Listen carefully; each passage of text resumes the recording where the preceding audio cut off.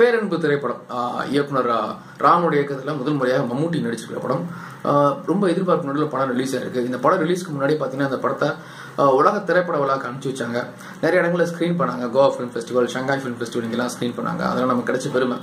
மம்முட்டி இந்த படத்தில் பார்த்தீங்கன்னா சும்மா அப்படி நடிச்சிருக்காருங்க. இத்தனை வருஷம் எக்ஸ்பீரியன்ஸு, 40 வருஷத்துக்கு மேலே ஃபீல்டில் இருக்காரு. பட் இந்த படத்தில் பார்த்தீங்கன்னா அவருடைய நடிப்பு ரொம்ப புதுசாக இருக்குது. அதுக்கப்புறமா தங்க மீன்கள் சாதனா, அந்த பொண்ணு உண்மையிலே சான்ஸே சூப்பராக நடிச்சிருக்கு. டெஃபினட்டாக அந்த படத்தில் நடிச்சதுக்காக அந்த பொண்ணுக்கு வந்து நேஷனல் அவார்டு கிடைக்கும், கண்டிப்பாக கிடைக்கும்.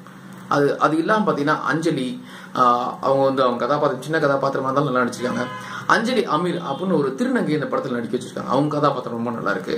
இயக்குனர் ராம் அவருடைய இந்த படம் பார்த்தீங்கன்னா நிறைய விஷயங்கள் சொல்ல வருது.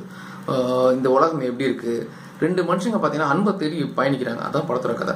இதே மாதிரி உளவியல் சார்ந்த விஷயங்களை பார்த்தீங்கன்னா அவர் இதுக்கு முந்தைய படங்களே சொல்லியிருக்காரு. அவருடைய ஜெனரே தான் உளவியல் சார்ந்த விஷயங்களை பார்த்தீங்கன்னா கொஞ்சம் ஒரு டார்க் ஷேடடாக சொல்லுவார்.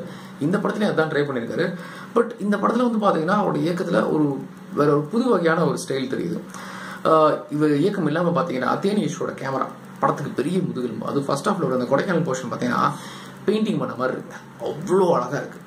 உண்மையில அதில் அவர் வந்து அவருடைய டாமினேஷன் அவ்வளோ அழகாக தெரியுது.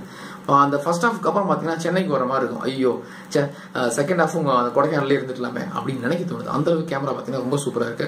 அதுக்கு அடுத்தபடியாக யுவன் சங்கர் ராஜாவோட மியூசிக் பேக்ரவுண்ட் வந்துங்க இளையராஜாக்கு அடுத்தபடி யுவன் சங்கர் ராஜா தான். அதை இந்த படத்தில் மறுபடியும் ப்ரூவ் பண்ணிட்டார். படத்தோட ஃபர்ஸ்ட் ஹாஃப் பார்த்தீங்கன்னா ஓரளவுக்கு போர் அடிக்காமல் போயிருங்க. பட் செகண்ட் ஹாஃப் வந்து பார்த்தீங்கன்னா கொஞ்சம் போர் அடிக்குதுன்னு சொல்றதை விட இயக்குனர் வந்து திரைக்கதையில் கொஞ்சம் தடுமாறி இருக்காருன்னு தோணுது.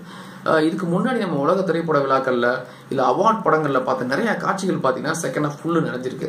அதை இயக்குனர் தவிர்த்துக்கலாம். எல்லாத்தையும் மீறி பார்த்தீங்கன்னா இயக்குனர் இந்த படத்தை வந்து ஒரு நல்ல கருத்தை எடுத்திருக்காரு. ஒரு அற்புதமான ஒரு உறவு சொல்ல ட்ரை பண்ணியிருக்காரு. Bolt attempt.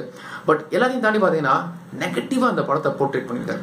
ஸோ அந்த நெகட்டிவ் இல்லாமல் கொஞ்சம் பாசிட்டிவாக சொல்லி தான் நல்லா இருக்கும். படத்தில் வந்து பார்த்தீங்கன்னா ரொம்ப நெகட்டிவான ஒரு ஸ்க்ரீன் பிளே, நெகட்டிவான ஒரு ஸ்டோரி டெல்லிங்.